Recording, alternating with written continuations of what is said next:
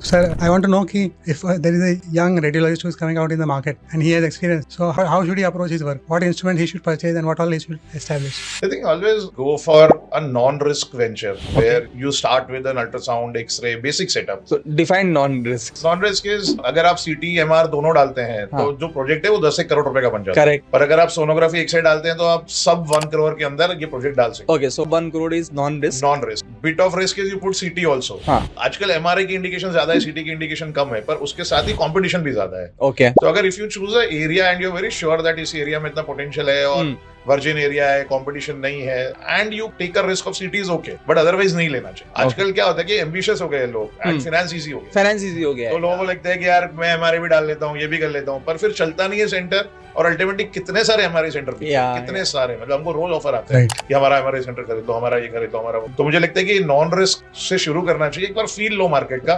समझो कि कैसे कंसल्टेंट भेज रहा है आपको, किस पैरामीटर्स पे आपको मिलेगा, इस एरिया में इतना सीटी मिलेगा, एमआरआई मिलेगा कि नहीं मिलेगा. तो आप अल्ट्रासाउंड एक्सरे डालोगे तो सीटी और एमआरआई के बारे में समझ में आ जाएगा. समझ में आ जाएगा. And then you want to put a pet or you want to put something else. Yes.